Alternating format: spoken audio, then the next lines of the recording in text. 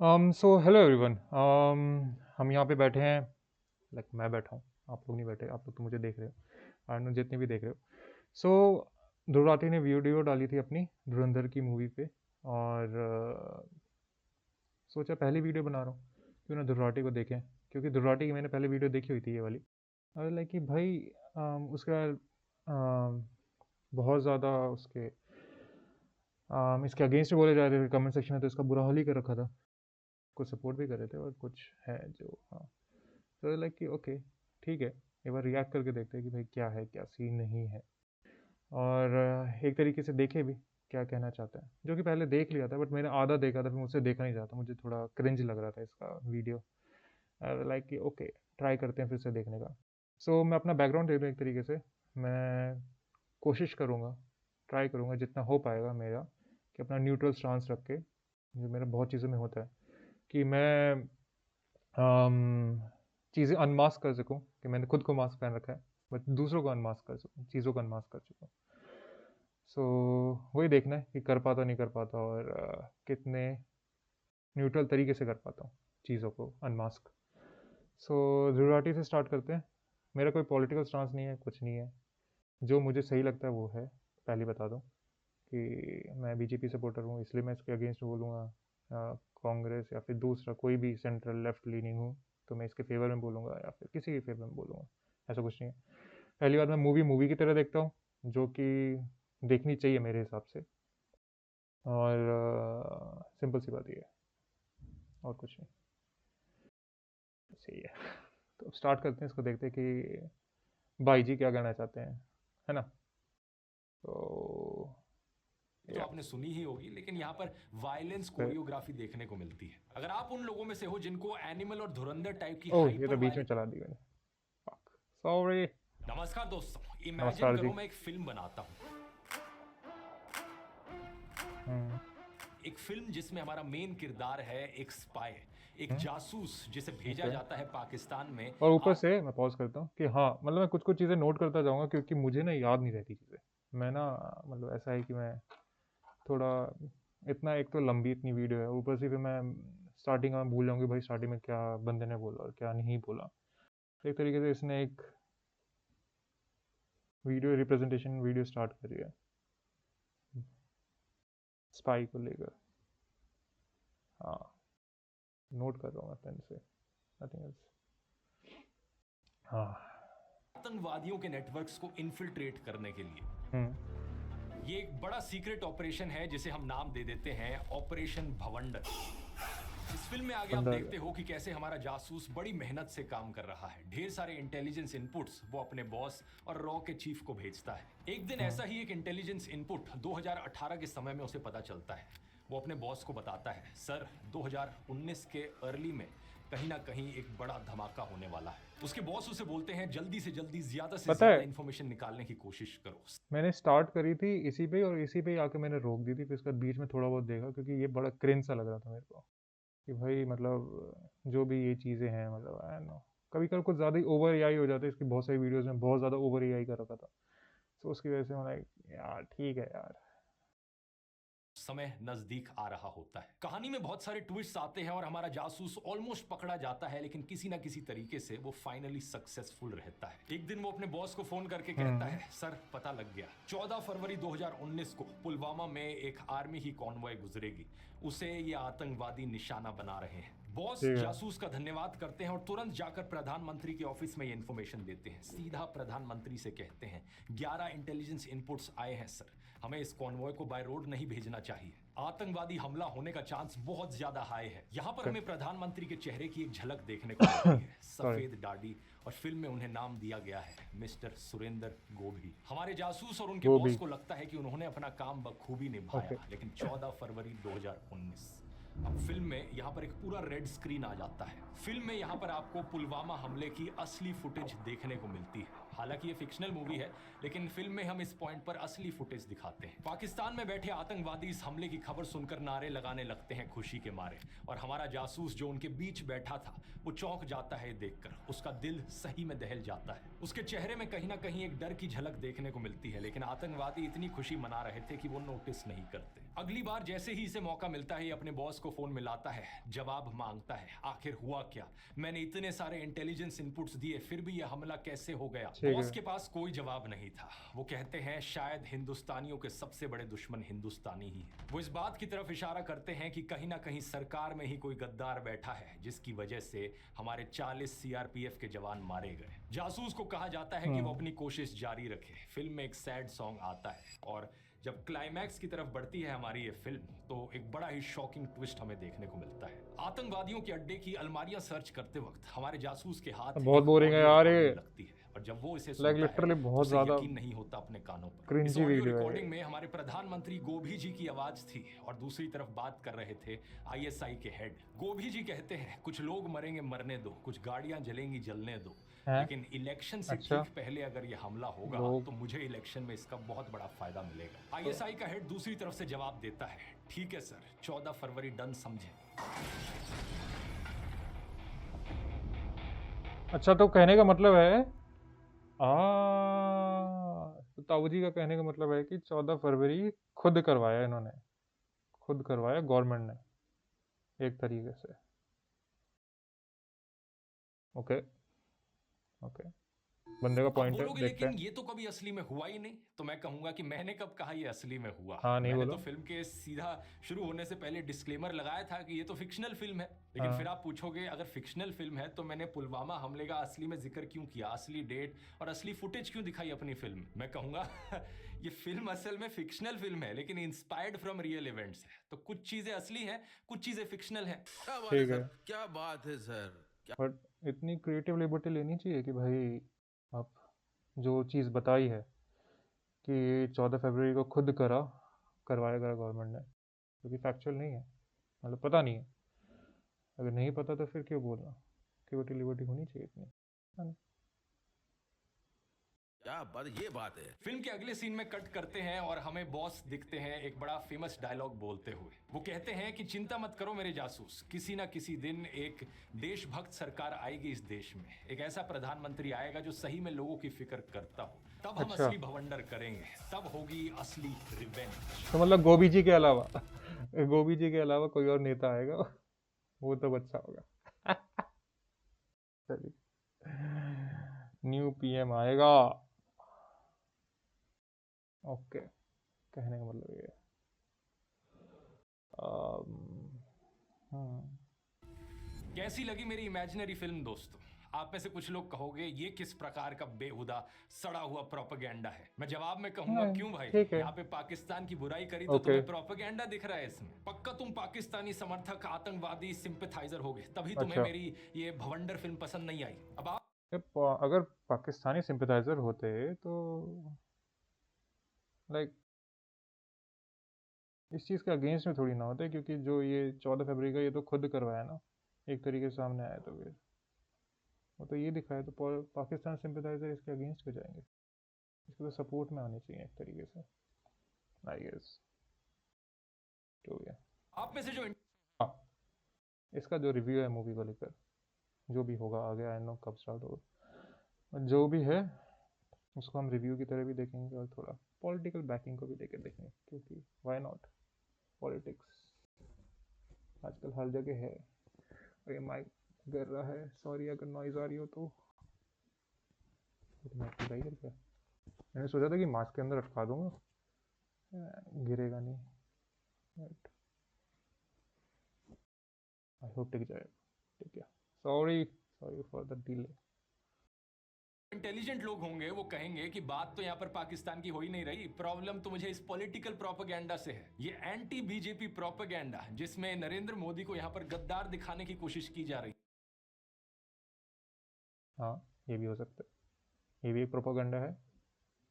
एक पाकिस्तानी सपोर्टर एक प्रोपेगेंडा कह सकते हो, एक तो मोदी जी के अगेंस्ट है प्रोपेगेंडा। हाँ, और ये कहना कि भाई गवर्नमेंट ने खुद करवाया, हाँ, भाई के दिमाग में होगा तभी तो ये कहना चाहते हैं कि भाई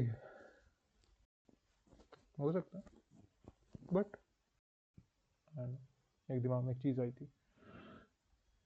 छोड़ो। और मैं कहूंगा एग्जैक्टली धुरंधर फिल्म के डायरेक्टर आदित्य धर ने कुछ इसी तरीके का झूठा और वाहियात प्रोपेगेंडा फैलाने की कोशिश करी अच्छा, अपनी फिल्म के जरिए, लेकिन ओके। उसका असर कुछ अलग ही हुआ है। आइए जानते हैं आज के इस वीडियो में। पता नहीं, असर का मुझे नहीं पता, क्योंकि जितना मैं देख रहा हूँ उसका उल्टा असर मुझे दिख नहीं रहा। जो लेफ्ट, जैसे मैं लेफ्ट लीनिंग लोगों को भी, राइट लीनिंग लोगों को भी, जो सेंट्रल खुद को मानते हैं उनको भी, सबको मैं फॉलो करता हूँ, सबको, ए टू जेड। मुझे मज़ा आता है सबकी व्यूज़ जानने में कि क्या सोच रहे हैं। बट मेल्टडाउन ज़्यादातर लेफ्ट लीनिंग एरिया में ही दिख रहा है, राइट में नहीं दिख रहा है, जैसा ध्रुव भाई साहब ने बोला, और उनके ट्विटर से जैसे पता लगता था, सॉरी एक्स से पता लगता था। बट ठीक है, ओके।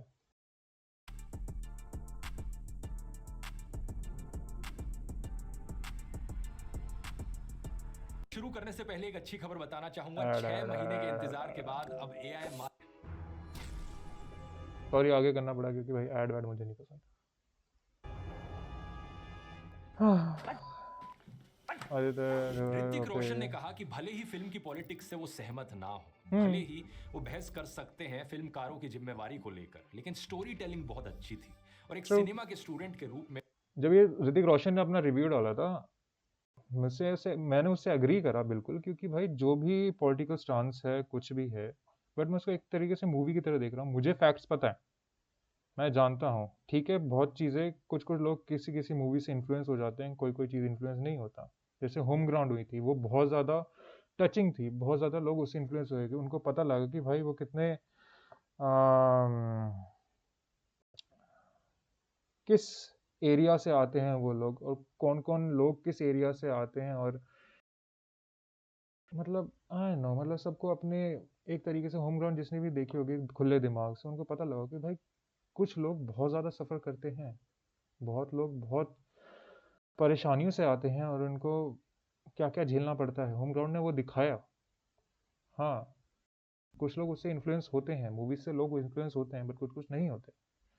कुछ कुछ लोगों को पता होता है कि भाई वो कहाँ पे हैं, क्या नहीं है। वैसे ही ये धुरंधर मूवी होगी, मैं होम ग्राउंड पे बस एक तरीके से एग्जांपल ले रहा था, ये धुरंधर मूवी होगी। उसने, ठीक है, उसका पॉलिटिकल स्टांस जो भी है, जिससे भी आपको थोड़ा अंदाज़ा लग जाता है, और जो भी कहना चाहती है मूवी, बट उसमें बहुत सारी चीज़ें फैक्चुअल हैं यार। मतलब आप ठीक है, स्पाई को फैक्चुअल नहीं लोगे, बट 26/11 हो गया, या फिर उससे पहले हाईजैकिंग हो गया, पार्लियामेंट बॉम्बिंग हो गई, वो सब है फैक्चुअल भाई। वो सब हुआ है, असली में हुआ है, और कौन है, पाकिस्तान है या नहीं है, वो सब पता लगता है। तो हाँ, जैसे इससे मैंने एग्री करा कि भाई जैसी भी है, बट मूवी बहुत सुंदर है, स्टोरी टेलिंग बहुत अच्छी है, सिनेमा बहुत अच्छी है। मतलब हाँ, मैं इससे एग्री करता हूँ। ठीक है, आप पॉलिटिक्स से डिसएग्री कर सकते हो, आपका जैसे ही पॉलिटिक्स की बैकिंग होगी, आप डिसएग्री कर सकते हो, बिल्कुल, that's your right. But movie कितनी अच्छी है उस पर भी आपको कमेंट करना पड़ेगा। में उन्हें बहुत कुछ सीखने को मिला। शानदार। तो बेसिकली उनका मतलब यह है कि भले ही प्रोपेगेंडा है, लेकिन फिल्म अच्छी बनाई है। लेकिन मैं यहां पर कहूंगा दोस्तों कि भले ही फिल्म कितनी भी अच्छी क्यों ना हो, लेकिन आखिर में है तो प्रोपेगेंडा ही। हिटलर के समय में डिपेंड कर नाजी यार, प्रोपेगेंडा फिल्म हिटलर, मेकर लेनी रिफेनस्टाल ये तो ने नहीं देखा फिल्में था। बनाई, जैसे कि Triumph okay. Of the will, जिनकी फिल्म की टेक्निक की बहुत तारीफ हुई। ऊपर से हिटलर की विचारधारा को बढ़ा हाँ, चढ़ाकर दिखाने वाली ये झूठी प्रोपेगेंडा फिल्में अपने समय में बहुत प्रॉफिटेबल भी थी। अपने साल की सबसे बड़ी बॉक्स ऑफिस हिट्स भी बनी ये फिल्में जर्मनी में। यार कौन सी मूवी, आई नो, मतलब यार हिटलर से, मतलब हिटलर का यार अलग ही सीन था, बट उसमें फैक्चुअल चीज़ें नहीं होती थी, उसमें उसको बहुत ज़्यादा गॉडली दिखाया जाता था। यहाँ पे गॉडली नहीं, यहाँ पे चीज़ों को दिखाया जा रहा है कि भाई फैक्चुअल क्या है, क्या नहीं है, क्या गलत हुआ। और एक तरीके से वो एक उस पर्सपेक्टिव में दिखाया जा रहा है कि भाई वहाँ पे स्पाई रहता है, और उनको क्या क्या चीज़ें फेस करनी है। स्पाइज होते हैं, अजीत डोभाल जो थे वो स्पाई थे वहाँ पे कुछ सालों के लिए। ऐसे बहुत सारे स्पाई होते हैं, जैसे न्यूक्लियर का हुआ था, या फिर मोरारजी देसाई थे जो, जिन्होंने पाकिस्तान को बता दिया था, पाकिस्तान के पीएम को, कि भाई ऐसे हमारा, हमें पता है आपके न्यूक्लियर प्रोग्राम्स के बारे में। तो ऑब्वियसली स्पाइस के पता था, तो इसलिए जो स्पाइस को फिर मारा गया था वहाँ पे पाकिस्तान में। एंड उस ऑपरेशन का मुझे नाम याद नहीं, बट हाँ ऐसा हुआ था। क्योंकि जो फैक्ट्स हैं, ये स्पाइस होते हैं, हर जगह होते हैं। मोसाद, केजीबी, MI6, MI7, कोई भी ले लो, या फिर CI के स्पाइस हो गए, वो हर जगह होते हैं स्पाइस। ये बहुत सी नॉर्मल चीज़ है। अब ऑपरेशंस हो रहे होते हैं। न्यूक्लियर का काम चल रहा था पाकिस्तान में, हमें अपने स्पाइस से ही पता लगा था, जो उनके बालों की टेस्टिंग से पता लगा था। और वही चीज़ एक तरीके से दर्शाई गई थी उस मूवी में, मेरे हिसाब से, जब मैंने मूवी देखी, कि भाई मूवी में उसमें बता रखा है कि भाई हाँ ऐसे स्पाइस है, और इनको कि हाँ थोड़ा ओवरली दिखा दिया कि भाई हाँ ऐसे एकदम गॉडली थोड़ा सा दिखा दिया, पर थोड़ा नॉर्मल भी दिखाया था, उसको नैरेटिव सही दिखाया था। बट ठीक है, मतलब अगर हिटलर से कंपेयर, हिटलर को तो भगवान ही बना दिया था भाई। हिटलर तो भाई अलग ही इंसान के उसको दिखाने की कोशिश करी गई थी, पोर्ट्रे करी गई थी। इसमें ठीक है, थोड़ा बहुत बीजेपी लीनिंग दिखाएंगे कि भाई हाँ ऐसा आएगा बंदा, बट ये देख भाई थोड़ा, मतलब यार थोड़ी नौसी क्या बात हो गया यार। ध्रुव राठी से ना ये थोड़ा, मतलब ध्रुव राठी का मैं बोलूँगा कि भाई इसकी वीडियोस मुझे पसंद आती थी, बहुत सारी मैं वीडियोस देखता हूँ इसकी। इसके व्लॉग्स बहुत पसंद है मेरे को, मम्मी और मैं बैठ के व्लॉग्स देखते हैं इसके। बहुत वीडियोस पसंद है मेरे को इसकी। बट भाई कुछ कुछ चीज़ें होती है, कुछ कुछ नौसिखिया लगती हैं मेरे को, कुछ कुछ वीडियोस इसकी, जैसे ये अभी तक इतना के 6.5 मिनट हो गए और इतना कुछ भाई, बस प्रोपोगेंडा प्रोपोगेंडा ही चल रहा है। बट किस चीज़ का प्रोपोगेंडा, कोई पॉइंट आउट तो करो कि भाई क्या प्रोपोगेंडा है, किसके अगेंस्ट है, क्या है। वो 6.5 मिनट हो गए। हाँ, ओके आगे देखते हैं, सॉरी। लेकिन वर्ल्ड फेमस क्रिटिक सुजान सोनटाग ने अपने आर्टिकल में इस बात पर जोर दिया कि प्रोपेगेंडा जोंटा तभी इफेक्टिव होता है जोंटा जब उसे बोलते हैं अच्छे इसको। से पेश किया जाए, और इसलिए अच्छे से बनाया हुआ प्रोपेगेंडा कहीं ज्यादा खतरनाक है। The Taj hmm. स्टोरी और बंगाल फाइल्स जैसी हैं? फिल्में इतनी खतरनाक साबित नहीं हुई क्योंकि वो बकवास फिल्में थी। वो तो थी बकवास, वो तो बकवास है ही मूवीज भाई। उसमें तो पता लग रहा है कि भाई वो प्रोपोगेंडा है, उसमें लिटरली बता रखा है उसमें। अब मूवी देखते ही आपको मूवी का उससे पता लगेगा भाई इसके एकदम अगेंस्ट में ही जाना चाहते हैं, वो एकदम अपना दिखाना चाहते हैं भाई ये तो वाहियात मूवीज है, इनको तो देखनी भी नहीं चाहिए, मतलब हैं वाहियात मूवीज। मतलब जैसे बंगाल फाइल्स में हुई है नोआ खलीगी जी, मतलब चीजें हुई हैं। पर इसका मतलब ये नहीं कि भाई एकदम आप, मतलब ताज तो भाई लिटरली, ताज तो छोड़ ही दो। जैसे अब धीरेन्द्र शास्त्री है ना शायद से, जो बाबा बाबा बनता है अपना भाई, बाबा अपना, तो धीरेन्द्र शास्त्री ने भी तो बोला कि भाई ताज मंदिर नहीं है, हम तब तक नहीं मानेंगे जब तक कोई प्रूफ नहीं होगा। भाई राइट लीनिंग के लोग और बंदे नहीं बोल रहे हैं। अब ताज भाई मतलब है बकवास मूवी, इसमें पता लगता है कि ये प्रोपोगेंडा है। वो तो प्रोपोगेंडा प्रोपोगेंडा तो बिखर, विवेक अग्निहोत्री कोई मूवी लगा लो है, वो प्रोपोगेंडा मूवी लगती ही है, कुछ भी देख लो। लाइक वो लगती ही है। आई नो क्यों, बट लगती है। मैं नहीं देख पाता वो मूवीज, क्यों नहीं देख पाता पता नहीं, बट हाँ। लेकिन धुरंधर एक एंगेजिंग फिल्म है। आपको एंगेज यार एंगेजिंग, मतलब जैसे मेरी मम्मी को एंगेजिंग नहीं लगी थी, मम्मी को बोरिंग लगी थी मूवी, वो उनका व्यू है। मुझे ठीक लगी मूवी, मुझे सही था। हाँ मतलब मैं मूवी की तरह देखा, फिर उसमें थोड़ा बहुत हाँ चीज़ें लगा कि हाँ सही सही चीज़ें दिखा रही है, मुझे अच्छा भी लग रहा था कि हाँ चलो कुछ कुछ चीज़ें अच्छी दिखा रही है, कुछ कुछ चीज़ें मतलब फैक्चुअली सही दिखा रखी हैं। और ठीक है यार, वो क्रिएटिव लिबर्टी के हिसाब से उसने वो स्पाई दिखा दिया, स्पाई की कहानी दिखा दी अपने हिसाब से, वहीं ये हुआ होगा, तो हाँ रखते ठीक हुए है। ये फिल्म दिखाती है कि हमारे देश की इंटेलिजेंस और रहमान डकैत की जो डेथ दिखाई थी मूवी में, वो ठीक है, अलग है असलियत से, बट ठीक है यार। वो अपना मूवी के हिसाब से दिखाए कि हाँ ऐसे ऐसे, अपना थोड़ा वर्चस्व दिखाने के लिए वो थोड़ा प्रोपेगेंडा आ जाता है कि भाई हाँ हमारे उसने करा है। ठीक, थोड़ा इधर उधर भाई प्रोपेगेंडा हर मूवी में रहा है। 80s में देख लो, और राज कपूर जो थे, उनकी मूवीज प्रोपेगेंडा थी भाई कितनी, वो उस तरीके की गवर्नमेंट की थी। और यहाँ इस टाइम इस गवर्नमेंट की थोड़ा बहुत कोई ज़्यादा ही करेगा, भय भय के, और कुछ थोड़ा बहुत करेंगे, थोड़ा बहुत इधर उधर प्रोपेगेंडा डाल देंगे। मूवीज में आपको पता रहता है थोड़ा बहुत इधर उधर प्रोपेगेंडा है, है। ये पूरी प्रोपेगेंडा कह सकते हो, वो मैं थोड़ा डिसएग्री करूँगा। एजेंसीज क्रिमिनल्स को हायर करती हैं। क्या कोई भी देशभक्त इंटेलिजेंस ऑफिसर इस बात से सहमत होगा? आदित्य धर अपने पॉलिटिकल अच्छा। प्रोपेगेंडा को फैलाने में इतना मगन हो गया कि उसने वही दिखा दिया जो पाकिस्तान ने भारत पर कई बार इल्जाम लगाया है कि भारत पाकिस्तान में सबवर्सिव एक्टिविटीज के लिए अपने सीक्रेट एजेंट्स को भेजता है। तो पाकिस्तान भी करता है, पाकिस्तान कितनी चीज़ें कर रहा होता है भाई। इंडिया में बहुत सारी चीज़ें होती है, और अजीत डोभाल ने शायद से एक बार एग्री करा था कि भाई बहुत सारे ऑपरेटिव्स हैं पाकिस्तान के जो हमारे इंडिया में हैं। अब क्या कर सकते हैं हम, जैसे बेबी मूवी में था, स्लीपर सेल्स थे, कौन सी मूवी में था, ब्रदर नहीं, कौन सी अक्षय कुमार की कोई मूवी थी स्लीपर सेल वाली, हॉलीडे, हॉलीडे मूवी थी स्लीपर सेल वाली। वो भी है कि भाई हाँ वो भी क्रिएटिव लिबर्टी के हिसाब से, बट ऐसा ऑब्वियसली नहीं हुआ, बट है स्लीपर सेल्स हैं हमारे यहाँ पे यार, क्यों नहीं है? असलियत यह है दोस्तों कि भारत सरकार ने कंसिस्टेंटली ऐसे सभी क्लेम्स को हैं? रिफ्यूट किया है। हैं? 2012 का ये आर्टिकल तो भाई एग्री कौन करेगा? कौन सी गवर्नमेंट एग्री करेगी? हमारी गवर्नमेंट इजराइल वाले तो है नहीं कि भाई वो एग्री के करें। बस सबको पता है कि भाई हर बंदे के, हर गवर्नमेंट के, हर स्पाई एजेंसी के स्पाइज हर जगह हैं, लिटरली हर जगह हैं। सबको पता है यूएसए के स्पाइस कहाँ कहाँ पे हैं। स्पाइस से रिलेटेड कितनी मूवीज बनती रहती है, सीआई से रिलेटेड। अभी जैसे एक यूएस की थी, कौन सी थी वो, ब्लैक ब्रीफ के सब, ब्लैक कौन सा था वो आया था, एक मूवी आई थी, एक और मूवी आई थी भाई जो वो मैग्नीटो बंदा बना था, उसकी मूवी थी दो, उसी से रिलेटेड, स्पाइस से रिलेटेड। ऐसी MI6 MI7 का भाई वो तो वर्ल्ड फेमस है, वो है, कितनी मूवी बन चुकी है जेम्स बॉन्ड की, वो स्पाइस ही है वो एक तरीके से। हर जगह स्पाइस, KGB का हम कितना फेमस है, स्पाइस इसराइल कितना फेमस है। स्पाइस हर जगह होते हैं, हर गवर्नमेंट को पता होता है, बट क्यों गवर्नमेंट एग्री करना चाहेगी? क्यों भाई? गवर्नमेंट ने एक बार एग्री करके देख लिया ना, एक तरीके से इनडायरेक्टली मर गए ना अपने स्पाइस जो थे, जो पाकिस्तान में थे। मतलब क्यों करेगी गवर्नमेंट यार? मतलब थोड़ी इलॉजिकल बात है भाई। देखिए, भारत सरकार ने मना किया कि सुरजीत को इंटेलिजेंस एजेंसीज ने जासूस बनाकर भेजा था। ठीक है, 2016 का यह आर्टिकल देखिए, भारत सरकार ने पाकिस्तान के जासूस वाले दावों को सॉरी। रिजेक्ट किया। लेकिन धुरंधर फिल्म ऐसे ही एक सीक्रेट एजेंट को हीरो की तरह पेश करती है। अबे तू मेरी तरफ है किसकी तरफ है? आप शायद कहोगे कि ये फिल्म ही तो है, फिल्म में ये सब दिखाने में प्रॉब्लम क्या है? अब ऐसे तो स्पाई मतलब स्पाई की हरकतें दिखा रहे हैं कि स्पाई कैसा काम कर रहा है, क्या नहीं कर रहा। IRF के ऐसी एक मूवी में दिखाया था ना कि वो अभी कोई मूवी बनी थी जिसमें वो जो भी दिखाया था यार, वो न्यूक्लियर वाला जो मैं कह रहा था कि बॉल टेस्ट करिएगा, वो स्पाइस ही तो थे वहाँ पे। और कौन थे बोले? धुर्राटी बैठा था क्या वहाँ पे बॉल टेस्ट करने के लिए? स्पाई यूनिवर्स की भी फिल्में हैं जिनमें दिखाया जाता है कि एक इंडियन एजेंट पाकिस्तान में जाकर काम कर रहा है। भाई ये तो लेकिन भाई ना भाई, ये तो टट्टी मूवी लगती है भाई, मतलब इतना प्रॉब्लम यह है कि CGI। धुरंधर फिल्म बार बार आपको दिखाती है कि कैसे ये रियल इवेंट से इंस्पायर्ड है। बार बार अपने ट्रेलर में कहती हाँ है बेस्ड रियलिस्ट ऑन है भाई, इनक्रेडिबल। मतलब हाँ जो चीज़ें हुई हैं, जैसे फ्लाइट का, पार्लियामेंट का 26/11, उन सब वो रियल इवेंट है। वो रियल इवेंट ले लिए, उनसे इंस्पायर्ड हुआ कि भाई वो उनसे रिलेटेड चीज़ें जो हमने स्पाइस भेजे, फिर उसके बाद वो चीज़ें जो हो रही थी पाकिस्तान में वो देखा।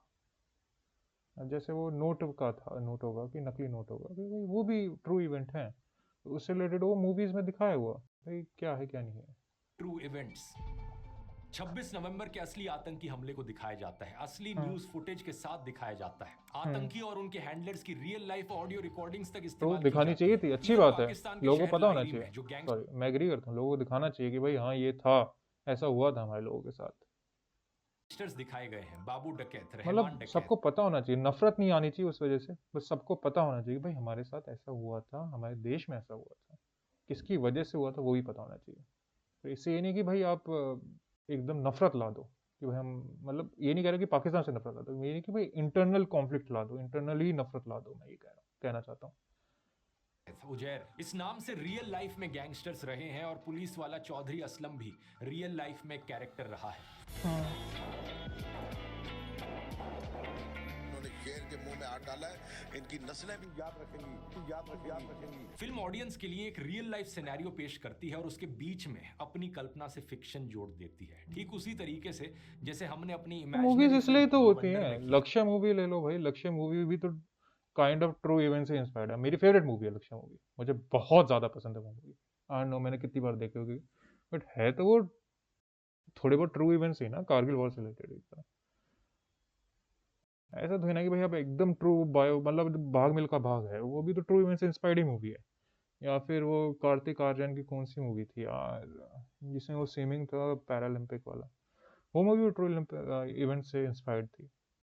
तो ये तो कि पूरा ट्रू इवेंट आप एकदम करके दिखा दोगे, वो तो भाई वो कोई भी नहीं कर पाएगा, कोई भी नहीं कर पाएगा एक्चुअली में। एक्चुअली में रहमान डकैत की मौत 9 अगस्त को ही हुई थी। वो पुलिस ऑफिसर चौधरी असलम के एक इनकाउंटर ऑपरेशन में मारा गया था, हाँ लेकिन ट्रू, फिल्म में ऐड किया गया कि भारत का एक फिक्शनल वो तो सीक्रेट दिखाना। एजेंट इसमें शामिल था। दिखाया है कि रहमान डकैत लाइक चलो सपोज कर लो कि कोई हमारा कोई स्पाई था इन्वॉल्व, वो था इनडायरेक्टली इन्वॉल्व था, होगा, हो सकता है, बिल्कुल हो सकता है, या फिर नहीं हो सकता, बिल्कुल भी नहीं हो सकता। ये तो हम अपनी क्रिएटिव लिबर्टी से ले रहे कि भाई हाँ हमारा इन्फ्लुएंस था, हमारी वजह से हुआ ही हुआ, ठीक है, हमारे स्पाई ने करवाया। क्योंकि वो करवाना चाहता है, वो एक तरीके से वहाँ पे गैंग का मेंबर ही है अब तो। ओके, सुनते हैं, मैं आराम से सुनता हूँ भाई। डकैत के मरने से पहले वो उसे हॉस्पिटल तक लेकर आया, लेकिन असलियत में ऐसी कोई न्यूज रिपोर्ट नहीं है। आप ये 10 अगस्त 2009 की न्यूज देख सकते हो, जहां बताया गया है कि उसका इनकाउंटर बिन कासिम इलाके में हुआ। पीपल्स अमन कमेटी के चेयरमैन अब्दुल मजीद सरबाजी ने एक्सप्रेस ट्रिब्यून को ऑटोप्सी रिपोर्ट के बारे में बताया कि रहमान डकैत को 3 फुट की दूरी से गोली मारी गई। फरवरी 2010 का ये डॉन का न्यूज आर्टिकल देखिए। रहमान की पत्नी ने एलेज किया कि ये एक फेक इनकाउंटर था और एसएसपी चौधरी असलम के खिलाफ एफआईआर ऑर्डर की गई। हम हाई कोर्ट भी जाएंगे, सुप्रीम कोर्ट भी जाएंगे।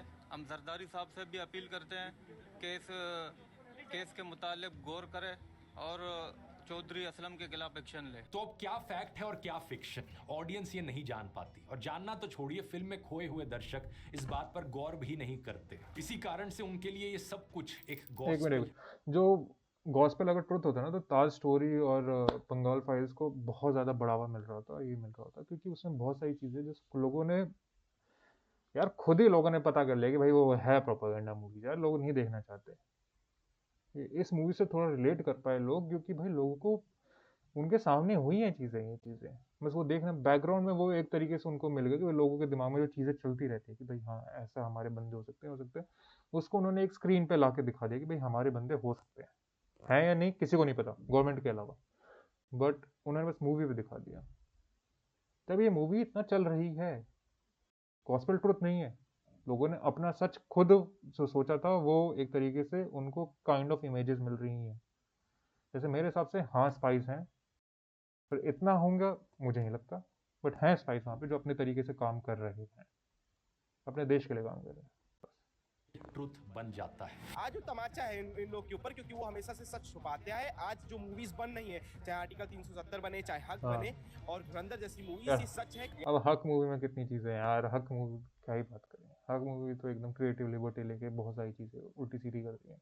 क्वालिटी बेस्ड है, तो एजेंट को वहाँ ताली बजाना तो भेजेंगे नहीं, तो वॉयलेंस ही होगा। कि अगर आप इंडियन हो, मैं तो कहूँगा आप कहीं से भी हो, अगर आपको फैक्ट से प्रॉब्लम है तो आपको इस मूवी से प्रॉब्लम है। अब आप में से कुछ लोग सोचोगे कि वही कई नहीं और है ऐसी फैक्ट से फिल्में प्रॉब्लम, होती हैं लोगों जो को इंस्पायर्ड फ्रॉम रियल। लोगों को फैक्ट्स पता हो, जैसे मम्मी को फैक्ट पता है, बट उनको मूवी नहीं पसंद है, उनको नहीं आती ऐसी मूवीज पसंद, उनका टेस्ट ही नहीं है। ऐसे मेरा है कि भाई मुझे भी ऐसा कुछ नहीं कि बड़ा मजा आता है मूवी जैसी देखने में, मुझे कि ठीक है मूवी को मूवी की तरह देखा, मतलब आंखों को आराम मिल गया मूवी देख के अच्छा लगा, ऐसे कह सकते हैं ना। मारधाड़ देखने में इतना मजा आता है मेरे को, नहीं नहीं, मुझे भी थोड़ा लग रहा था कि ज़्यादा मारधाड़ होगी, बट ठीक है यार, ठीक है। ऐसे तो गेम ऑफ थ्रोन्स में कितनी मारधाड़ है, ऐसे तो और कौन कौन सी मूवीज है जिसमें बहुत ज़्यादा, एनिमल मूवी थी जो, वो तो भाई याद मूवी थी, वो तो टट्टी मूवी लगी मेरे को, हाँ नो क्यों, बट सॉरी, मुझे तो बहुत गंदी मूवी लगी वो, बहुत ज़्यादा, मतलब यक, एक आ रही थी मेरे को तो उस मूवी को देख के। सेम विद कबीर सिंह और जो भी है, वो उनको भी देख एक आ रही थी, क्योंकि मैं उस व्यू से अलाइन नहीं करता यार, जो उस मूवीज़ में व्यू दिखाए ना, मैं उनसे अलाइन नहीं करता, मेरे लिए वो बहुत बेकार है। इवेंट्स होती हैं, लेकिन उनमें फिक्शन ऐड किया जाता है, जैसे कि भाग मिल्खा भाग हो गई या दंगल की I कहानी agree. हो गई। लेकिन आमतौर पर जब फिल्म मेकर्स ऐसा करते हैं, वो चीजों को और सस्पेंसफुल और थ्रिलिंग बनाने के लिए करते हैं। थ्रिलिंग थी ये मूवी लेकिन भाई, आदित्य थर जब ऐसा करता है, वो पूरी सिर्फ और मूवी सिर्फ थ्रिलिंग थी, ये अपना मूवी झूठा थ्रिलिंग थी। प्रोपेगेंडा फैलाने के लिए करता है। क्योंकि अगर इस सारे पॉलिटिकल प्रोपेगेंडा को आप फिल्म से निकाल भी दोगे, तो भी उसके सस्पेंसफुल और थ्रिलिंग होने पर कोई फर्क नहीं पड़ेगा। अब कोई अगर सवाल करेगा आदित्य धर से इस चीज को लेकर, तो वो कह देगा कि भाई ये तो फिक्शनल फिल्म है। और कोई पूछेगा कि अगर एक फिक्शनल फिल्म है तो इतने सारे रियल लाइफ इवेंट्स क्यों ऐड किए, तो वो कहेगा लेकिन inspired from real events film है। हो गई आपकी निंजा टेक्निक तैयार, डॉग विस्लिंग करने की और प्रोपेगेंडा चलाने की। वाले नोट की मशीन।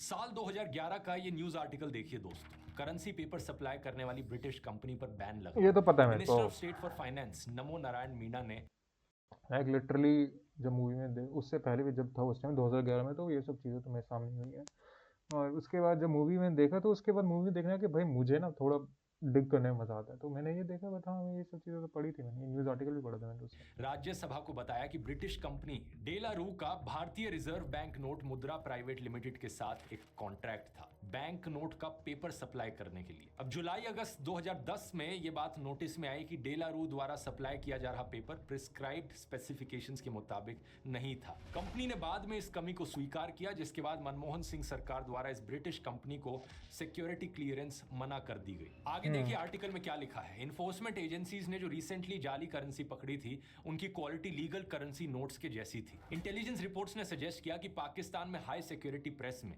जाली नोट छापे जाते हैं और भारतीय अर्थव्यवस्था को हिलाने के लिए भारत में स्मगल किए जाते हैं। इस न्यूज़ आर्टिकल को पढ़कर ये आपको तो क्या बहुत फीलिंग आ रही है? उस टाइम तो बहुत ज़्यादा था कि भाई नकली नोट बहुत ज़्यादा मार्केट में बढ़ गए हैं, और सबको देख देख के, मैं घर पे कोई भी नोट आ रहा था तो हमें ऐसे देखना पड़ता था। मम्मी मुझे दे देती, भाई नोट देख, पापा का भी होते थे, फिर हम नोट देख रहे होते थे। बहुत बार हुआ है कि भाई बैंक में हम जमा करने गए हैं, एक बार हुआ था 100 का नोट नकली निकला था। तो यार हुआ है ऐसा, मार्केट में बहुत ज़्यादा नकली नोट घूम रहे थे। ना कि हमारी इन्फोर्समेंट एजेंसीज अपना काम कर रही थी, इंटेलिजेंस एजेंसीज अपना काम कर रही थी और उनके इनपुट्स के आधार पर मंत्री एक्शन भी ले रहे थे। लेकिन मंत्री एक्शन ले रहे थे, बट ये तो है।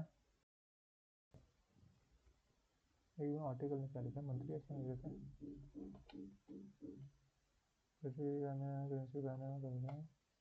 भारतीय अर्थव्यवस्था को हिलाने के लिए भारत में स्मगल किए जाते हैं। इस न्यूज़ आर्टिकल को पढ़कर आपको क्या काम कर रही थी और उनके इनपुट्स के आधार पर मंत्री एक्शन ले रहे थे, ओके। बट ऐसा नहीं हुआ था मंत्री एक्शन लेते। हाँ मंत्री एक्शन लिया, मैं कह सकता हूँ कि जो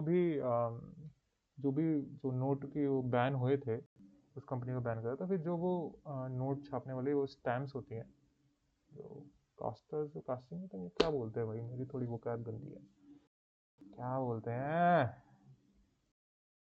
मैं कांग्रेस ये वो जो भी मैं ये बोलूँगा कि भाई जो मतलब वो वीडियो देख रहे हैं क्या भी ले रहे थे। लेकिन फिल्म ने इस जाली नोट के रेफरेंस को लेते हुए दिखाया कि कैबिनेट मिनिस्टर ने नोट छापने की मशीन को फॉल्टी बताया और फिर वो मशीन पाकिस्तान पहुंची, जबकि इस बात का रत्ती भर भी कोई सबूत नहीं है। कोई क्या रत्ती भर वाली बातें कर रहे हैं, भी ऐसी न्यूज आपको नहीं मिलेगी ऐसा कुछ भी हुआ हो। अगर आप ये कहोगे कि उस समय ये खबर बाहर कैसे आती, लेकिन 2014 के बाद से तो मोदी सरकार आ रखी है। अगर उस समय कुछ ऐसा हुआ था तो उस मंत्री को पकड़ो और जेल में डाल दो। 11 सालों से उसका कुछ भी जिक्र क्यों नहीं किया गया?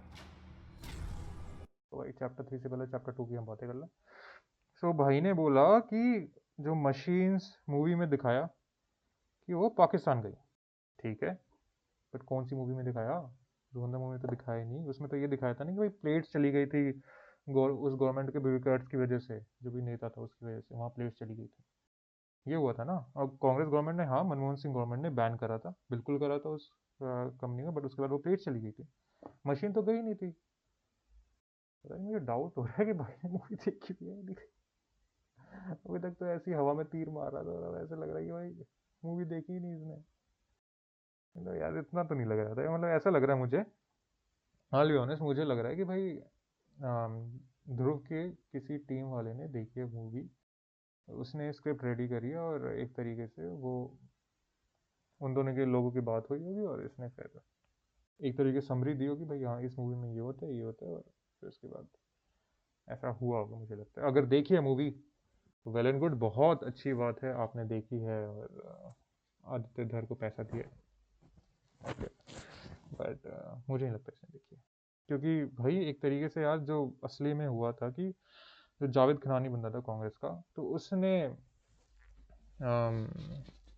सॉरी यार ये बार बार भाई कुछ तो देखना पड़ेगा इसका, ये टिकती नहीं है। उसने वो करा था, मतलब प्लेट्स वहाँ भिजवाई थी, कांग्रेस गवर्नमेंट ने बैन कर दिया था, तभी जो कैसे ब्यूरोक्रेट्स मिले हुए थे और जब प्लेट्स वहाँ गई थी पाकिस्तान में, कोई मशीन नहीं गई थी, जो ये कह रहे, तो गलत हो गया, एकदम गलत ही हो गया। और फिर उसके बाद जो सी नोट जो होते हैं, काउंटरफिट नोट्स हो गए, वो सारे कैसे इंडिया में आए थे, ये हुआ था। मतलब ये क्या बिन सर पैर की बातें कर रहा है यार, ऐसे तो ही ना होता यार ध्रुव यार, हाई एक्सपेक्टेशंस थी यार तेरे से।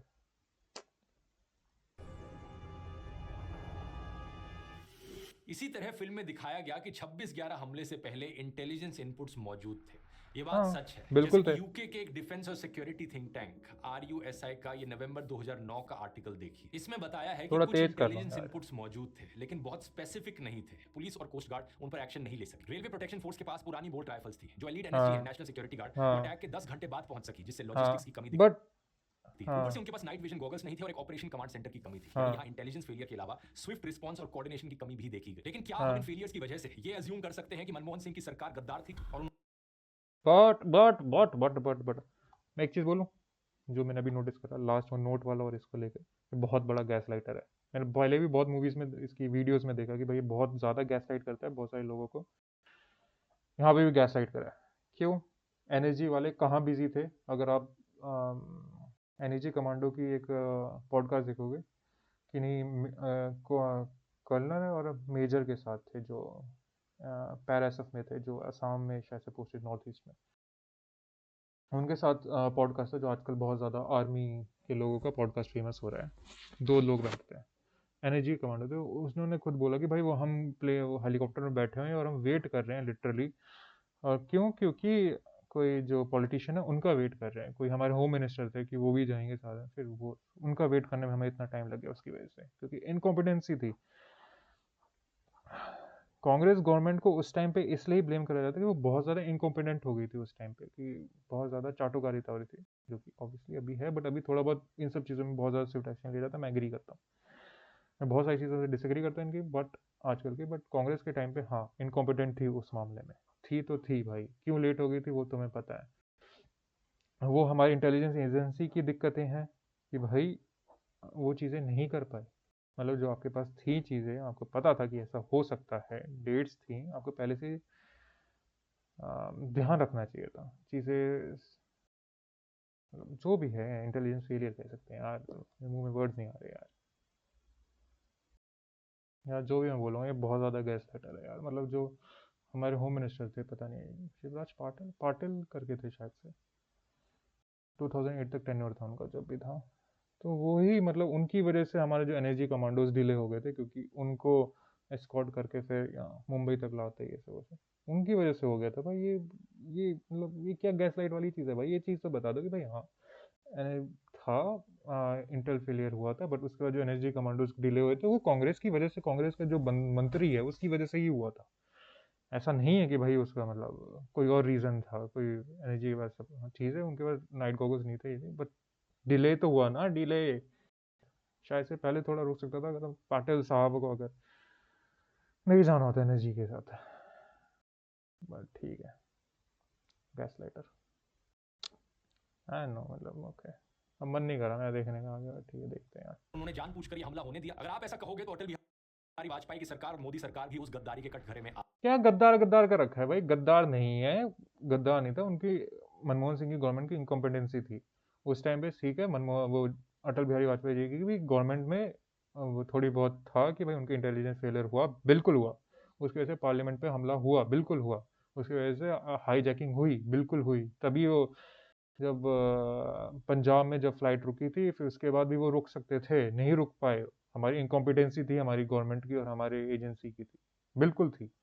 ऐसे ही मनमोहन सिंह गवर्नमेंट की भी इनकॉम्पिटेंसी थी भाई। इतना मतलब इतना भी नहीं आप दूसरों को भक्त भक्त बोलते हो, आप इतना भी भक्ति में मत लीनो कि भाई भूल जाओ।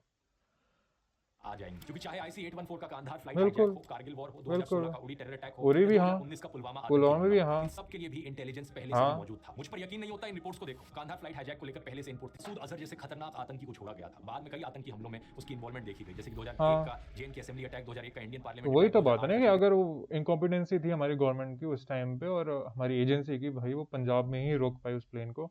अगर रोक लेते तो भाई ये मसूद अजहर भी रिहा नहीं होता और कुछ भाई ये चीज़ें भी शायद से नहीं होती। आगे पता नहीं वो लोग कुछ और कर लेते पाकिस्तान के जो जितने भी ये हैं, but 11 attack, 2016 Pathankot attack, 2019 Pulwama attack और अब 2025 में red fort terror attack. India today के इस न्यूज आर्टिकल को देखिए। उड़ी आर्मी इंस्टॉलेशन के टारगेट होने को लेकर स्पेसिफिक इनपुट्स मौजूद थे। आईबी ने आर्मी यूनिट्स को अलर्ट भी किया था, लेकिन फिर भी उड़ी टेरर अटैक हो गया। पुलवामा आतंकी हमले को देखिए। इंटेलिजेंस फेलियर था एक तरीके से। 2-3 नहीं 11 इंटेलिजेंस इनपुट्स मौजूद थे। कितने?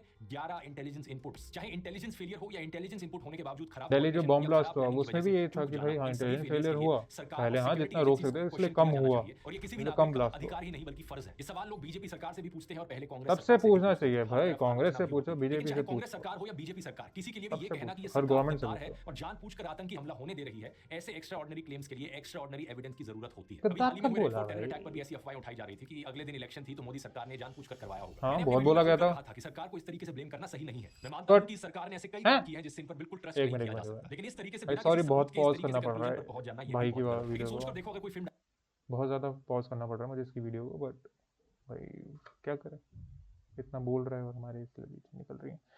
जो पहले पहले जो बताई थी एआई जनरेटेड, जो भी गोभी चीज से रिलेटेड थी, और कि भाई गवर्नमेंट ने अपने फ़ायदे के लिए, और स्पाई को पता लगा कि भाई हमारा बंदा है, हमारे प्राइम मिनिस्टर ने करवाया ये सारा, तो क्योंकि इलेक्शन थे इसे पहले पहले नहीं था एक तरीके से इसने, ओके ठीक है उसने भाई एज अ क्या कहते हैं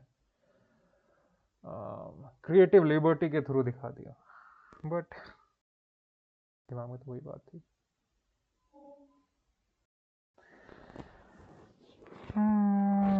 थोड़ा उल्टा हो गया। डायरेक्टर पूरी की पूरी फिल्म इस चीज पर बना दे, इंस्पायर्ड बाय ट्रू इवेंट्स, और फिर डायलॉग डाला जाए फिल्म में कि ये सरकार देशभक्त नहीं है, तो आपको कैसा लगेगा? आदित्य धर बीजेपी के तलवे चाटने में इतना खो गया कि उसने यही बेवकूफी कर डाली। वैसे शायद इसको बेवकूफी नहीं कहना चाहिए, नाजी प्रोपेगेंडिस्ट एक तरीके से मतलब जो भी है ये, पर उसमें ये तो ही ना बोला कि कहीं हाँ ये गद्दार थी, ये थी, हाँ इनकॉम्पिटेंसी थी। बीजेपी का भी बोला एक तरीके से इनकॉम्पिटेंट थी तभी ये हुआ, मनमोहन सिंह की गवर्नमेंट का भी था तभी ये हुआ, ठीक है, थी तो थी। मैंने वीडियो में पहले जिक्र किया था, वो हिटलर के मारे जाने के बाद कुछ ऐसा ही कहती थी। मैं आगे कर रहा है भाई, ये मैंने बात कर ली थी सारे इंटेंशन के साथ हिटलर ब्रांड और के फिल्म बारे में। टेक्निक को अलग-अलग करके नहीं देखा जा सकता। आदित्य धर कोई बेवकूफ नहीं है, वो प्रोपेगेंडा का बवंडर चलाने वाला धुरंधर है। भाई तुम भी धुरंधर निकले भाई, तुम भी अपना थोड़ा बहुत प्रोपेगेंडा कर रहे हो, सोशल मूव की तनख्वाह दिखाने वाले। अब सरकार को तो गद्दार डिक्लेयर किया सो किया, लेकिन इंटेलिजेंस ऑफिसर का क्या? फिल्म में दिखाया जाता है कि इंटेलिजेंस ऑफिसर को पता चलता है कि भारत पर अटैक होने वाला है, लेकिन उसने सोचा कि ये सरकार तो गद्दार है, इसलिए छोड़ो, क्या ही कुछ करना, इस इन्फॉर्मेशन को बस अपने पास रख लेता हूं। इंटेलिजेंस ऑफिसर अजय सान्याल का किरदार अजीत डोभाल से प्रेरित है। अजय सान्याल के गेटअप में माधवन के किरदार में लोगों को मौजूदा वक्त में मार के आने से अजीत डोभाल की साफ साफ झलक दिख रही है। लेकिन क्या अजीत डोभाल खुद इस बात को लेकर सहमत होंगे कि ऐसा निकम्मा अच्छा। किरदार उनसे प्रेरित है? एक बार दोस्तों अपने दिमाग से कांग्रेस बीजेपी निकालकर सोचो, अगर आप इंटेलिजेंस ऑफिसर होते तो क्या ऐसे बिहेव करते? एक बार के लिए मान लेते हैं कि आपको सरकार के ऊपर डाउट है, तो क्या आप हाथ पे हाथ धरकर बैठ जाओगे? क्या अपनी तरफ से आप आखिरी कोशिश नहीं करोगे अपने देश को बचाने की? और कुछ और ही नहीं तो कम से कम मीडिया में तो लीक करा ही दोगे। जितने ईमानदार ऑफिसर सीधे आपके अंडर आते हैं, आप उनको लेकर कुछ तो करोगे ना, और ये भी नहीं कर पाए तो फ्रस्ट्रेशन में आकर रिजाइन तो कर ही दोगे कम से कम, या फिर 10 साल तक ऐसे ही खाली हाथ बैठे रहोगे और फ्री की सैलरी लेते रहोगे बस। सर इंटेल मिला है, इस पर तुरंत एक्शन लेना होगा, अभी नहीं, ये इंटेल तब काम आएगी जब कल की ये वाली रील देखी थी मैंने वैसे, बेनिफिट कर सकेंगे। सर यूपी के लिए भी क्या चल रहा था? यूपी की इंफॉर्मेशन को भी संभाल कर, यूपी में एक दिन आएगा जब विन डीजल जैसा दिखने वाला एक सीएम एक दिन आएगा। अभी हमें सैलरी लेनी चाहिए? नहीं, सैलरी लेना नहीं छोड़ना है, क्योंकि शुगर की कैलोरी हलवाई नुमा और ब्यूरोक्रेट की सैलरी पेट का साइन होती है।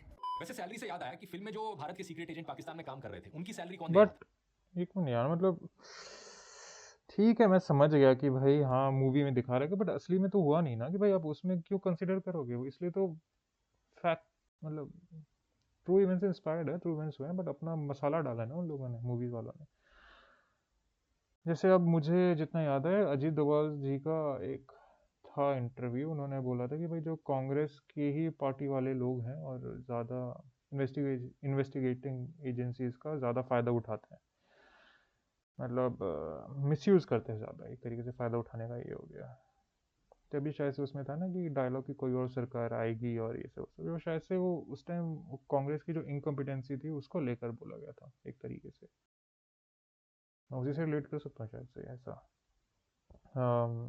जो ये 10 साल की बात कर रहा है कि भाई वो अजीत डोभाल 10 साल तक फ्री की सैलरी उठाएंगे, ये सब वो सब क्या, मतलब वो मूवी में दिखाया, बट असली में ऐसा थोड़ी ना हुआ था। अजीत डोभाल जी तो 2005 में रिटायर हो गए, तो 2014 में वापस बीजेपी ने उनको असाइन करा था, मतलब वो तो 5 से 14 9 साल 9 साल के भाई वो मतलब कहाँ थे, रिटायरमेंट के पैसे उठा रहे थे वो बस शायद से, आई गेस। बट यार अजीत डोभाल जी ने बहुत सारे काम करे तो हैं यार, मतलब जैसे ब्लैक थंडर 2 था, और 46 जो नर्सिस रेस्क्यू कर गई थी आईसिस के चंगुल से, और जैसे वो एक तरीके से स्पाई भी थे, कि असली में स्पाई होते नहीं होते, वो थे स्पाई एक तरीके से वहाँ पे। और एक कौन सी एक और थी, कोई इंसर्जेंसी रुकी थी, Manipur insurgency, Mizoram insurgency, Mizoram insurgency उन्होंने रोकी थी। मतलब उसमें बहुत ज़्यादा रोकी नहीं थी, मतलब उसमें बहुत ज़्यादा अपना योगदान करा था एक तरीके से। मतलब पता नहीं क्या। क्योंकि इनके हिसाब से तो सरकार गद्दार थी, तो वो फिर इस ऑपरेशन धुरंधर गद्दार को कंटिन्यू क्यों होने दे रही थी? कुछ तो सेंस होना चाहिए था ना यहाँ पर। पता सही में मुझे लग रहा है कि भाई इस बंदे ने मूवी नहीं देखी है, लिटरली किसी और ने देखी और बस समझा दिया, जैसे क्या बोले। कमाल की बात यह है कि कैबिनेट मिनिस्टर, सरकार और इंटेलिजेंस एजेंसीज पर सवाल उठाने के बाद आदित्य धर ने आपको भी नहीं छोड़ा। फिल्म में एक डायलॉग है जिसमें कहा गया है, हिंदुस्तान का सबसे बड़ा दुश्मन तो हिंदुस्तानी है। ये वही नैरेटिव है जो असल जिंदगी में आपने पहले भी सुना होगा। जैसे कि अगर एक राजनीतिक पार्टी को आपने वोट नहीं दिया तो आप गद्दार हो गए। किसी डिफेंस ऑफिसर की वाइफ ने भी अगर ये कह दिया कि देश में एकता जरूरी है और किसी कम्युनिटी नहीं भाई, ये बहुत गंदी चीज़ है। आप किसी पॉलिटिकल पार्टी के अगेंस्ट हो, कुछ भी हो, वो गद्दारी नहीं होती। वो आप नेशनलिस्ट हो, आप एक तरीके से अपने नेशन के बारे में ज़्यादा सोचते हो, आप किसी पॉलिटिकल पार्टी से उठ के सोच रहे हो। जो ये चीज़ हुई थी, जो ये इंसिडेंट हुआ था, मैं भाई मुझे बहुत ज़्यादा अजीब लगता है भाई, कैसे लोग हैं हमारे यहाँ के भाई, क्यों क्यों भाई क्यों? ये बहुत गलत चीज़ है, बहुत ज़्यादा गलत चीज़ है। इसका मतलब ये नहीं कि आप गद्दार हो गए। अगर आप क्वेश्चन पूछ रहे हो, पूछना चाहिए, आपका हक है। गवर्नमेंट के अगेंस्ट क्वेश्चन पूछ रहे हो, आपका हक है, सिंपल सी बात। के खिलाफ ब्लैंकेट हेट्रेड मत फैलाओ तो लोग उनको भी गद्दार कहने लगे। आपको केवल इसलिए भी आतंकियों से जोड़ा जा सकता है क्योंकि आप एक मुस्लिम परिवार से हैं। जैसे कि एक बीजेपी नेता ने तो कर्नल सोफिया कुरैशी को आतंकियों भाई ये तो भाई मतलब मुझे तो इतना गुस्सा आया था इस बंदे में। मतलब भाई क्या है ये, मतलब पागल हो गया कि भाई इतनी वेल क्वालिफाइड लेडी हैं और आर्मी में है, इतनी हाई पोस्ट पे हैं, और तुम भाई देश को रिप्रेजेंट कर रहे हो तुम। मतलब क्या बकवास करे थे। मैं नहीं देगा, मतलब की बहन कह दिया था। मैं आगे कर रहा हूँ भाई, एपीजे मुझे नहीं अब्दुल देखा कलाम को भी भाई। हाँ मतलब ये भी देखा है मैंने भाई, ट्विटर पे ये देखा था वीडियो, क्लिप। आदि कह दिया था, से वायरल हुई। ये देखते हो तो ऑस्ट्रेलिया इंडिया इंस्टीट्यूट के यूट्यूब चैनल पर 11 साल पहले अपलोड हुआ था। 1.5 घंटे के इस वीडियो में जब आप 1 घंटे के आसपास देखते हो तो आपको वहां दिखेगा कि अजीत डोभाल परवेज मुशर्रफ के दिल्ली में हुए एक प्रेस कॉन्क्लेव के मुस्लिम किसी भी पाकिस्तानी मुस्लिम से ज्यादा खुश है। आप अपने घर पर ध्यान दीजिए। क्या आप अपने हालात से खुश हैं भारत में? उन्होंने कहा, भारतीय मुसलमान पाकिस्तान के मुसलमानों से कहीं ज्यादा खुश हैं। आप अपने घर और अपने देश का ध्यान रखिए। You take care of your house. Don't bother about us. Ajit Doval कहते हैं कि मुस्लिमों को वोट बैंक की तरह नहीं देखा जाना चाहिए, हमें तो उनका साथ चाहिए, नहीं देखना राष्ट्रीय चाहिए, मकसद के लिए। और सब ऐसे में साथ होने किसी चाहिए से भाई। भी ज्यादा- मुस्लिम हो, मुस्लिम को क्यों इतनी तवज्जो देनी, हिंदुओं को क्यों इतनी तवज्जो देनी? हिंदू, मुस्लिम, सिख, ईसाई, बुद्धिस्ट, जैन, पारसी, सब साथ हों यार। एथिस्ट थे सब, सिंपल सी बात, सब एक हैं, सब देश में हैं, सब इंडियन है, सिंपल सी बात। तो एक साथ देखना चाहिए। ज्यादा राष्ट्रवादी हैं। वो इतिहास में विलिंग पार्टनर्स रहे हैं और भविष्य में भी होंगे। 1857 की क्रांति सब में होंगे हिंदू भी यार। लड़े थे और मुस्लिम भी। इसके आगे वो ये भी कहते हैं कि आईएसआई ने भारत में खुफिया कामों के लिए जितने लोगों को भर्ती किया है उसमें मुस्लिमों की तुलना में हिंदू अधिक रहे हैं। The number of persons that ISI has recruited for intelligence task in India, there have been more Hindus than Muslims. अगर 1947 से लेकर अब तक उन मामलों को देखें तो 4000 से ज्यादा मामलों में 20% भी मुस्लिम नहीं होंगे। All these cases which come, more than 4,000 cases, probably not even 20%. अब अजीब बात यह है कि अजीत डोभाल इस वीडियो को डीप फेक कहते हैं। ये वीडियो तब वायरल हुआ था जब रेड फोर्ट टेरर अटैक के बाद कुछ नफरतखोर लोगों ने देश के सभी मुसलमानों पर सवाल उठाना शुरू कर दिया था। अजीब बात देखिए कि जब कोई हिंदू आईएसआई के लिए मुखबिरी करते हुए पकड़ा जाए तो वो बस एक हिंदू ने किया, लेकिन मुंबई से मैनहट्टन तक कहीं भी कुछ हो जाए जिसमें कोई मुस्लिम इन्वॉल्व है तो देश के हर एक मुसलमान की देशभक्ति पर सवाल उठाया जाता है। आज के दिन सभी नफरतखोर प्रोपेगेंडा फिल्में यही कीचड़ फैलाती हैं ताकि इस कीचड़ में कमल खिल पाए। धुरंधर फिल्म में भी बड़े सटल कमल खिल पाए, कमल खिल पाए। वाह वाह वाह वाह वाह। आग लगाई जाए तो ऐसे लगाई जाए आग, गैस लाइट ऐसे करो। किसी भी सीन में कोई पाकिस्तानी कहीं पर पाकिस्तान जिंदाबाद का नारा नहीं लगाता, सब But- लोग सिर्फ अल्लाहू अकबर बोलते हैं। हमारे यहाँ पे भाई लॉजिकली बोलूँ, अगर हम यहाँ पे हैं तो मैं हर टाइम हिंदुस्तान जिंदाबाद, मैं रास्ते में बोलूँगा हर टाइम कोई हिंदुस्तान जिंदाबाद लगाएगा नारे? कोई लगाएगा?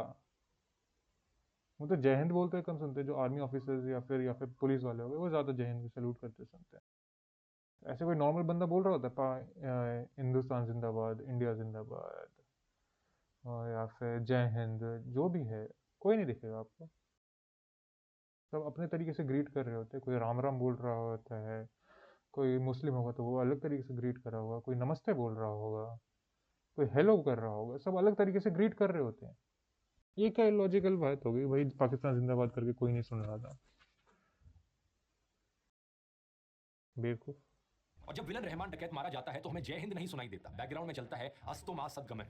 बार बार फिल्म में आदित्य धर ने ये बट अस्तोमा सगे में चल रहा है, पर उसके में 26/11 की विजुअल भी तो आए थे, जब रणवीर सिंह का जब वो सोच रहा था कि भाई हाँ मतलब इस मूवी के एंड तक आपको लगता है रहमान डकैत से थोड़ा आपको सेंटिमेंटल वैल्यूज जाग जाती हैं, बट उसके बाद आपको रिमाइंड करा गया एक तरीके से कि भाई जब वो रणवीर सिंह बाद में फिर सोचा कि 26/11 में इस बंदे ने हंस रहा था, इस बंदे की वजह से हुआ जो भी हुआ, आपको भी रिमाइंड कराया जाता है कि भाई आप जितने भी सेंटिमेंट हो जाए इस बंदे के, बट असली सच यही है कि इस बंदे की वजह से वो चीज़ें हुई हैं वहाँ पे।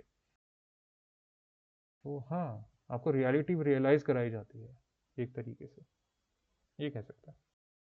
वर्सेस देम का नफरतखोर प्रोपेगेंडा डाला है। फिल्म में वो इंटेलिजेंस हाँ ऑफिसर हाँ, भी कहता है वर्सेस कि देम। वो लोग तो दंगा कर देंगे। यहाँ साल 2007 में उत्तर प्रदेश की बात हो रही होती है। उत्तर प्रदेश सरकार पर भी तंज कसा जाता है। उस समय पहले मुलायम सिंह यादव और फिर मायावती की सरकार थी। इस चीज को इंग्लिश हाँ। में डॉग विस्लिंग कहा जाता है, जो अरे सिर्फ कुत्तों के लिए इस्तेमाल करते हैं, वो आमतौर पर भाई, इंसानों को सुनाई नहीं देती। इसी तरीके से काफी हद तक नफरतखोर प्रोपेगेंडा इस अरे भाई मतलब, हाँ ना, मतलब डॉग विस्लिंग को लेकर एक जोक आ रहा है कि जब इसको जर्मन शेफर्ड बोलते ज़्यादातर लोग, सॉरी नो ऑफेंस दोहरा, ठीक, तो गलत बोलते हैं जो भी बोलते हैं, बट हाँ, आप फिसल कर रहे हो यहाँ पे, ऐसी जोक आ रहा था, सॉरी यार। और जो भी अस वर्सेस देम का मुझे नहीं लगा था कोई प्रोपेगेंडा हो रहा है, सिंपल सी बात, सिंपल सी टेररिज्म पे बात हो रही थी और मुझसे अब नहीं देखा जा रहा भाई, मेरा अब अति हो गई है, मैं थोड़ा जो फॉरवर्ड करके सिर्फ हम देखता हूँ। कुत्तों के लिए इस्तेमाल करते हैं, वो आमतौर पर उतना समझ नहीं आएगा।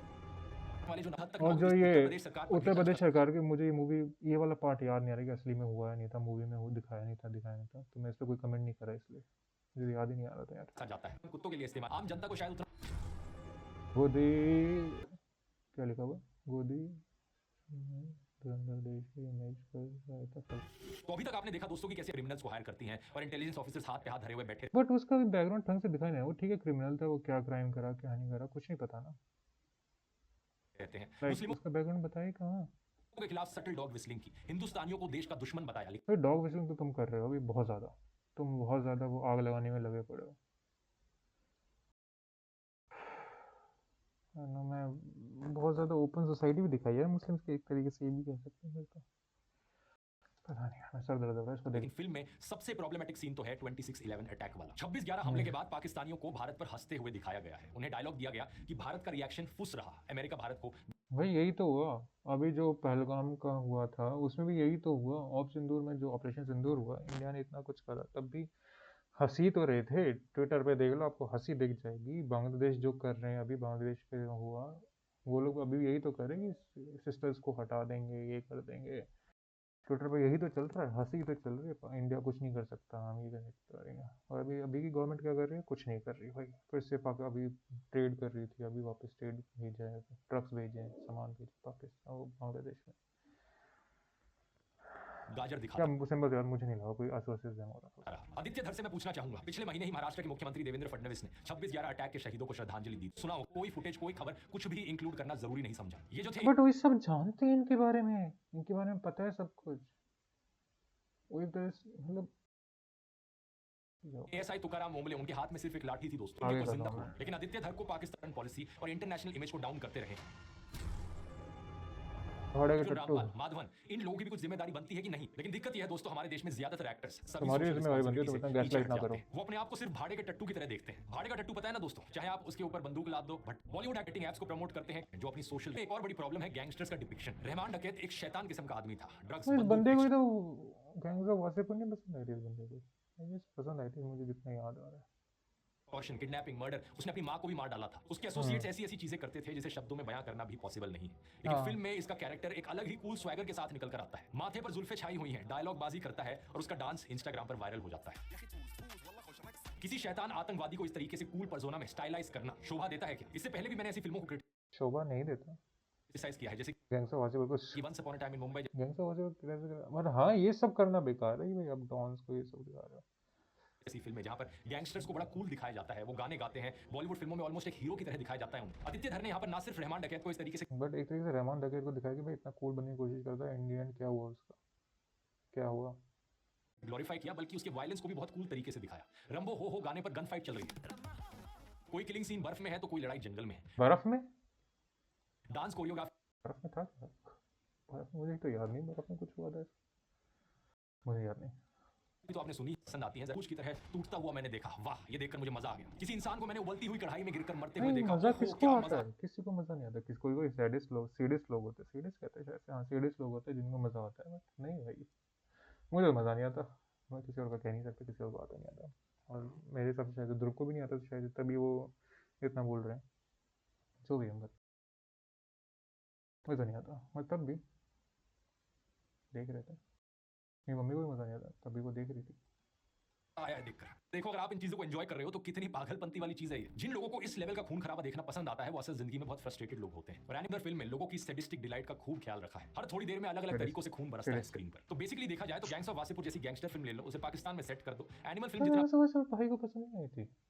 वायलेंस डाल दो और छिड़क दो उसके ऊपर अपना पॉलिटिकल प्रोपेगेंडा। धुरंधर की स्क्रिप्ट तैयार है। आदित्य धर जैसे लोग फिल्म मेकिंग और आर्ट के नाम पर धब्बा है, क्योंकि आर्ट का काम होता है लोगों को सेंसिटाइज करना, लेकिन ये अपनी फिल्मों के थ्रू डिसेंसिटाइज करते हैं लोगों को, अपने ही देश का मजाक उड़वाते हैं। अगर आप लोगों को वाकई कोई देशभक्ति वाली फिल्में देखनी है तो बहुत सी अच्छी फिल्में हैं। प्रहार, बॉर्डर, राजी, 1971, सरफरोश, सैम बहादुर, पिप्पा, नीरजा, स्वदेश, चक दे इंडिया। आप बताओ नीचे कमेंट्स में लिखकर लक्ष्य। फेवरेट पेट्रियोटिक फिल्म कौन सी लक्ष्य मूवी मुझे बहुत पसंद आया।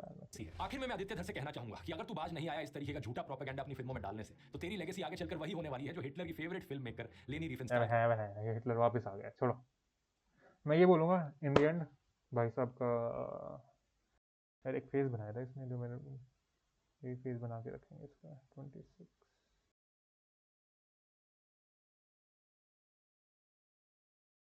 पर ना सिर्फ रहमान डकैत को इस तरीके से ग्लोरीफाई किया, बल्कि उसके वायलेंस को भी बहुत कूल तरीके से दिखाया। रंबो हो गाने पर गन फाइट चल रही है, कोई किलिंग सीन बर्फ में है तो कोई लड़ाई जंगल में है, डांस कोरियोग्राफी तो आप ऐसे शक्ल बना के रखता है। जो भी मैं इंडियन यही बोलूँगा, मुझे लगता है 2-3 पॉइंट में मैं समराइज करूँ। जिस बंदे ने मूवी नहीं देखी, मेरे हिसाब से देखी, अच्छी बात है, फिर इसको गलत याद है चीज़ें। इसके दूसरे जो भी हैं स्क्रिप्ट लिखने वाले और जो भी सामने बंदे हैं साथ में टीम में, उन्होंने देखी और समराइज कर दी मूवी। तब दूसरी कि भाई बहुत चीज़ें गलत बोली इसने, नोट वाली ये सब वो सब। ऑब्वियसली आप थर्ड पार्टी से सुन रहे हैं मूवी के बारे में तो होगा ही गलत, और असोसिएशन नहीं करा गया मेरे हिसाब से, मुझे नहीं लगता। तो यार जो भी है, यही रिव्यू है मेरा। बाय, टेक केयर, एन्जॉय, जो करना करो, चिल मारो। मूवीज़ को मूवीज़ की तरह देखो, चीज़ों को अपनी ये मत देखो कि कुछ अफेक्ट कर रही है चीज़ों को, जिस चीज़ के लिए बनी है इस तरीके से फिर जज करो कि क्या है क्या नहीं है, मेरे हिसाब से। वैसे थैंक यू, बाय।